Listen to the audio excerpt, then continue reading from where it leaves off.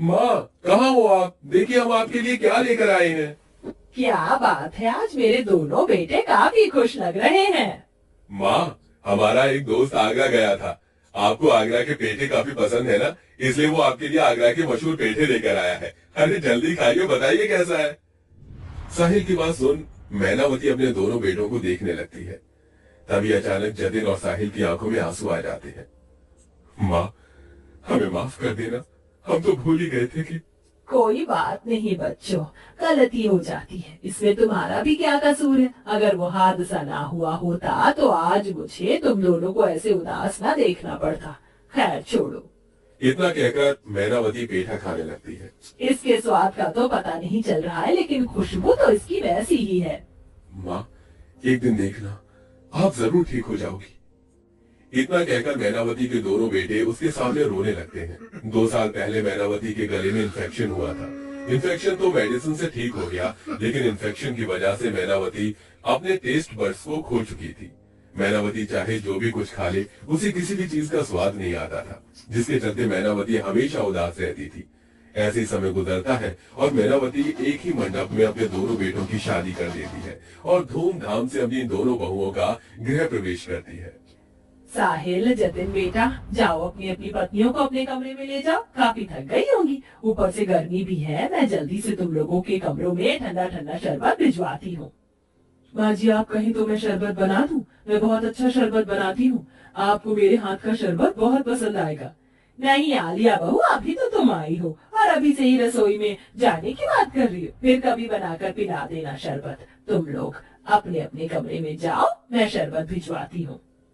मैनावती अपनी छोटी बहू आलिया की बातों को टालते हुए उन्हें उनके कमरे में भेज देती है और ऐसे ही शादी का पहला दिन गुजर जाता है और आज दोनों देवरानी जेठानी की पहली रसोई की रस्म होती है। भाभी, मैं तो बहुत ज्यादा एक्साइटेड हूँ अपनी पहली रसोई की रस्म के लिए। मैंने तो लिस्ट बना रखी है कि हम लोग अपनी पहली रसोई में क्या क्या बनाएंगे। वो तो ठीक है, लेकिन मुझे नहीं लगता कि इतनी सुबह सुबह घर में कोई हैवी खाना खाता होगा। एक काम करते हैं, हम फिलहाल अपनी रसोई को छोड़कर सबके लिए चाय बना लेते हैं। दोनों देवरानी जेठानी मिलकर सबके लिए चाय बनाने लगती हैं। तभी अचानक शोभा शुगर पाउडर समझकर चाय में गलती से नमक डाल देती है और वही चाय ले जाकर सबको दे देती है। माँ जी, ये लीजिए, अपनी बहुओं के हाथ की चाय पीजिए। शोभा अपनी दोनों बहू की हाथ की बनाई हुई चाय पीती है। चाय में नमक था, लेकिन अपने टेस्ट बड्स की वजह से मैनावती को चाय में कोई स्वाद ही नहीं आता। अरे वाह बहू, तुमने बहुत बढ़िया चाय बनाई है। मैनावती के कहने पर जैसे ही जतिन साहिल चाय का पहला सिप लेते हैं तो उसे फौरन थूक देते हैं। अरे चाय बनाई है ये? अरे ये तो नमक का पानी लगता है। तुम लोगों ने चाय में चीनी की जगह नमक डाल दिया क्या? जतिन के कहने पर शोभा जैसे ही चाय पीती है तो उसे भी वो चाय कड़वी लगती है। सॉरी, वो सॉल्ट और शुगर पाउडर साथ में रखे तो इसलिए हमने गलती से चाय में चीनी की जगह नमक डाल दिया। लेकिन माँ जी, आपने चाय कैसे पी ली? क्या आपको चाय कड़वी नहीं लगी? शोभा के पूछने पर सभी लोग चुप हो जाते हैं, जिसके बाद साहिल शोभा और आलिया को अपनी माँ के टेस्ट बड्स के बारे में सारी बात बताता है, जिसे सुन दोनों बहू को अपनी सास के लिए काफी बुरा लगता है और वो उदास हो जाती हैं। तुम क्यों उदास हो रही हो? इसमें भला तुम्हारी क्या गलती? और वैसे अच्छा ही है, अब इतनी गर्मी में तुम्हें अपनी पहली रसोई का खाना बनाना नहीं पड़ेगा। चलो अब तुम जाकर आराम कर लो, मैं अभी मंदिर से हो आती हूँ। दोनों देवरानी जेठानी चाहते हुए भी अपनी सास के लिए कुछ नहीं कर पाती और ऐसे ही कुछ दिन गुजर जाते हैं। एक दिन शोभा और आलिया किचन में जाती हैं तो देखती हैं कि कैसे उनके घर की नौकरानी उनकी सास के खाने में कोई भी मिर्च मसाले नहीं डाल रही है। ये क्या, तुम माँ जी को हल्दी के पानी के अंदर सब्जी उबाल के दे रही हो? छोटी मालकिन है, बड़ी मालकिन को तो सब्जी में कोई स्वाद आता ही नहीं है, तो क्यों मसाले डालकर उन्हें बर्बाद करना। एक बात कान खोलकर सुन लो, जैसा खाना हम लोगों के लिए बनता है वैसा ही माँ जी के लिए भी बनेगा, समझी? अपना दिमाग चलाने की कोई जरूरत नहीं है। अपने घर की नौकरानी की हरकत देख शोभा और आलिया काफी परेशान हो जाती हैं। वो इसके बारे में इंटरनेट पर भी सर्च करती हैं, लेकिन वहां पर भी उनको इसका कोई इलाज नहीं मिलता। शोभा, आलिया बहू, तुम दोनों को ससुराल में आए हुए कितने दिन हो गए, लेकिन तुम दोनों अभी तक अपने पगफेरे की रस्म के लिए गई नहीं। मैंने जतिन और साहिल को बोल दिया है, कल वो तुम्हें ले जाएंगे। दोनों देवरानी जेठानी अपना सामान पैक करती हैं और अपने अपने मायके निकल जाती हैं। मायके जाने के बाद भी दोनों ही बहुएं अपनी सास के लिए काफी परेशान होती हैं। शोभा को इतना परेशान देख उसकी माँ ममता उसकी परेशानी का कारण पूछती है, जिसके चलते शोभा अपनी माँ को सारी बात बताती है। माँ जी की मुझसे ऐसी हालत देखी नहीं जाती। मुझे तो इस बात की खुशी है कि मेरी बेटी कितनी अच्छी बहू है। बेटा तू फिक्र मत कर, मैंने सुना है हमारे घर के पीछे जो पहाड़ियां हैं उन पहाड़ियों में एक देवी माँ का बहुत पुराना मंदिर बना हुआ है। कहते हैं उस मंदिर में जाकर हम जो भी देवी मैया से मांगेंगे वो हमें मिल जाएगा। मेरी मानो तो तुम भी वहाँ जाकर अपनी सास के लिए प्रार्थना करो। अपनी माँ की बात सुन शोभा बहुत खुश होती है, जिसके बाद वो सारी बात अपनी देवरानी को बताती है।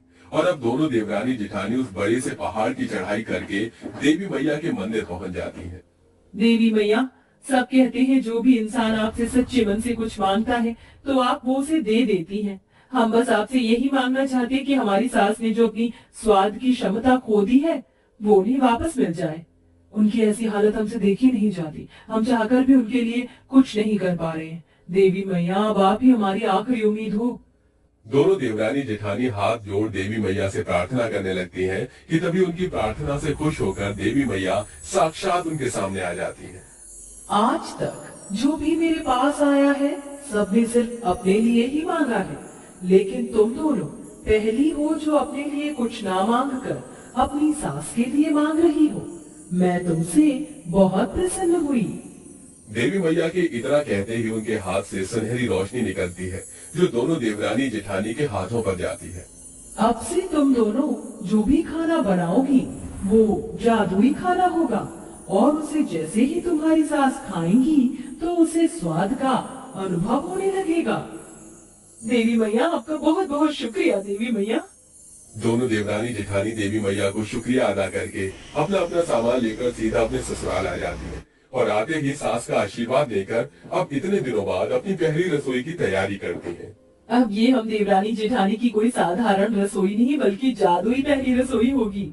दोनों देवरानी जेठानी मिलकर मलाई कोफ्ता, पनीर टिक्का, छोले भटूरे, पुलाव, बिरयानी, टिक्की और भी अलग अलग तरह के पकवान बनाती हैं और सभी को परोसती हैं। अरे बहू, तुमने इतना सारा खाना क्यों बनाया है? माँ जी, क्योंकि ये हम देवरानी जेठानी की पहली रसोई का खाना है। लेकिन बहू, मैंने तो तुम्हें पहली रसोई के लिए मना कर दिया था ना। तुम तो जानती हो कि मुझे किसी भी चीज का स्वाद नहीं आता। माँ जी, एक बार आप खाकर तो देखिए, आज आपको जरूर स्वाद आएगा। आलिया शोभा के बार बार कहने पर मैनावती जैसे ही पनीर खाती है। ये क्या बहू, ये मुझे अचानक पनीर का स्वाद कैसे आ रहा है? एक काम करती हूँ, खीर खाती हूँ। ये क्या, मुझे तो अब खीर का स्वाद भी आ रहा है। डाइनिंग टेबल पर जो भी रखा हुआ था मैनावती उन सबको चखती है और अब मैनावती को उन सब का स्वाद आने लगता है। ये सब कैसे हुआ? आज तक इतनी दवाइयाँ खाई तो मैं ठीक नहीं हो पाई, लेकिन आज ये सब अचानक।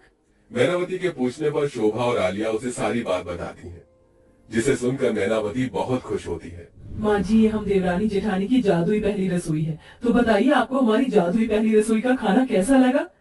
बहुत अच्छा बहू। इन 2 सालों को मैंने तो खाना सिर्फ अपना पेट भरने के लिए खाया है, लेकिन आज मैं जी भर कर खाना खाऊंगी। अब मैनावती धीरे धीरे सभी खाने को खाने लगती है। 2 सालों के बाद खाने का इतना स्वाद पाकर मैनावती पूरा खाना खा जाती है, जिसे देख उसकी दोनों बहुएं बहुत खुश होती हैं और अब दोनों देवरानी जेठानी मिलकर शाम को भी मैनावती के मनपसंद पकवान बनाती हैं। आहा, मटर मशरूम की सब्जी को मैं कितना याद कर रही थी। ऐसा लग रहा है 2 साल नहीं बल्कि कितनी सदियों के बाद ये सब्जी खा रही हूँ। और ये पनीर वाले पराठे, बहू तुम दोनों का बहुत बहुत शुक्रिया। अगर तुम ना होती तो मैं तो कभी भी खाने का स्वाद नहीं ले पाती। अपनी सास को खुश देख दोनों बहुएं बहुत खुश होती हैं और अब हर रोज देवरानी जेठानी मिलकर अपनी सास का मनपसंद खाना बनाती हैं।